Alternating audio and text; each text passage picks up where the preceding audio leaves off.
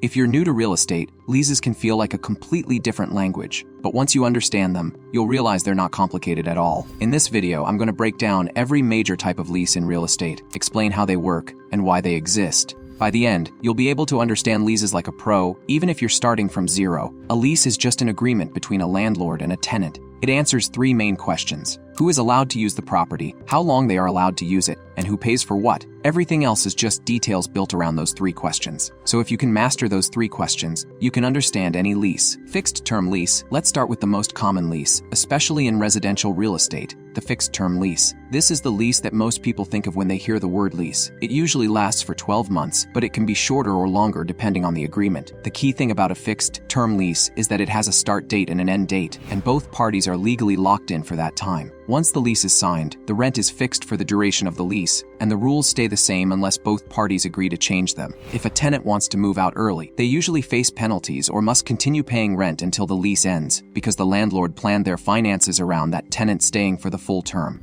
So a fixed-term lease provides stability for both the tenant and the landlord. The tenant knows what they will pay every month, and the landlord knows they have guaranteed income for the lease period. Month-to-month lease. Next is the month-to-month lease. This type of lease is exactly what it sounds like. Instead of being locked in for a full year, the lease renews every month automatically. The big difference here is that either the tenant or the landlord can end the lease with proper notice, which is usually 30 days. Month-to-month leases are common when someone needs flexibility, like if they're not sure how long they will stay in an area or if they are waiting for something to happen, like a job relocation or a house purchase. This lease gives tenants freedom, but it also means the landlord can raise the rent more easily or decide to end the lease with short notice. So while month-to-month leases offer flexibility, they come with less stability. If you're looking for a short-term solution, this lease is ideal, but if you want long-term certainty, a fixed-term lease is usually better. Gross lease. Now we move into commercial real estate. A gross lease is a lease where the tenant pays one flat rent amount, and the landlord covers most of the operating expenses. That means the tenant doesn't have to worry about things like property taxes, insurance, or maintenance in most cases. This type of lease is popular in office spaces because it simplifies budgeting for the tenant. The landlord, on the other hand, takes on more risk because if expenses rise, the landlord is responsible for paying them.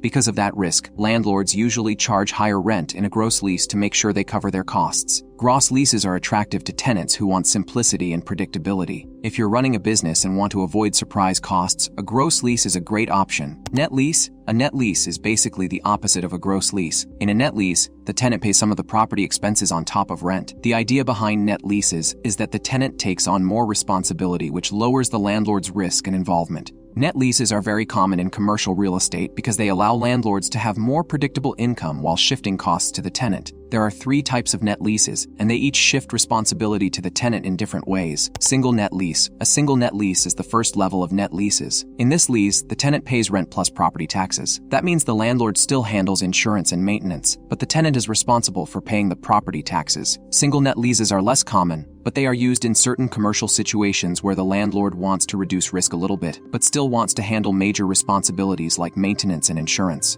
Double net lease. A double net lease takes it one step further. In a double net lease, the tenant pays rent, property taxes, and insurance. The landlord usually still covers structural maintenance or major repairs. This lease is more common than the single net lease because it gives the landlord more protection and transfers more responsibility to the tenant. The tenant takes on more costs, but they also have more control over the property's operations. Triple net lease. A triple net lease is the most common net lease in commercial real estate, and it is often considered the most attractive lease for investors. In a triple net lease, the tenant pays rent plus property taxes, insurance, and maintenance. Basically, the tenant covers almost all operating expenses. The landlord mainly just collects rent. This type of lease is popular for properties like fast food restaurants, pharmacies, and big retail stores. Investors love triple net leases because they provide predictable cash flow, minimal management, and lower risk. That's why people often refer to NN properties as mailbox money, because the landlord's job is mostly just collecting rent. Modified gross lease. A modified gross lease is a hybrid between a gross lease and a net lease. In a modified gross lease, the tenant pays base rent, and some expenses are split between the landlord and tenant. For example, the landlord might pay property taxes while the tenant pays utilities and janitorial services. This type of lease is very common in office spaces because it allows both parties to share responsibility in a way that makes sense for their specific situation.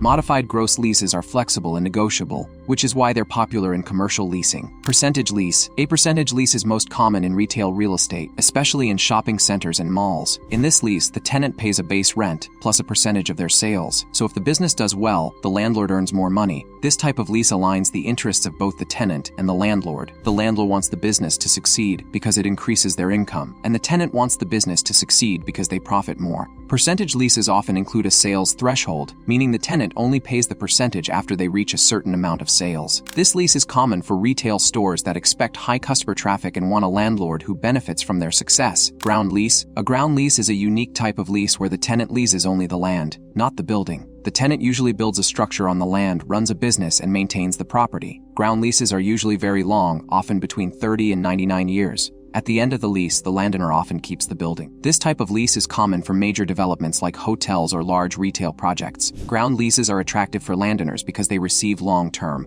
rent while still retaining ownership of the land. For tenants, ground leases allow them to operate a business without purchasing expensive land. Sublease. A sublease happens when a tenant rents the property to another person while still remaining responsible to the landlord.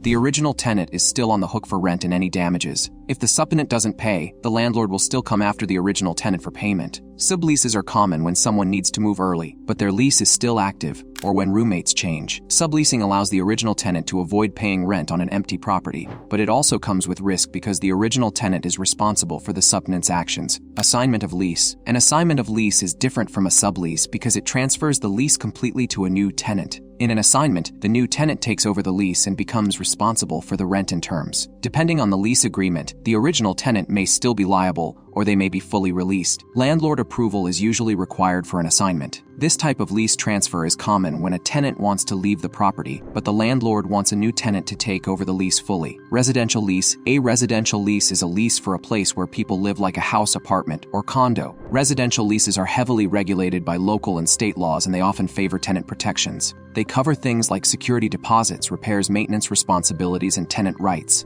Residential leases are designed to protect tenants from unfreightment and ensure landlords maintain safe living conditions. Commercial lease. A commercial lease is a lease for a business property like an office, warehouse, or retail space. Commercial leases are usually less regulated than residential leases, and they are often negotiated heavily. Commercial leases typically favor landlords more than residential leases because businesses are expected to understand contracts and handle their own legal responsibilities. Commercial leases can be customized to fit the needs of the tenant and the landlord. Short-term lease. A short-term lease is any lease that lasts less than 6 months. These are common in vacation rentals, corporate housing, and Airbnb properties. Short-term leases often generate higher rent, but they require more management and more frequent tenant turnover. Short-term leases are great for landlords who want higher income and are willing to manage frequent changes. They are also good for tenants who need temporary housing. Long-term lease. A long-term lease lasts for multiple years or even decades. These leases are common in commercial real estate and for ground leases. Long-term leases provide stability for both the tenant and the landlord. The tenant knows they have a secure location for their business, and the landlord knows they have consistent income for years.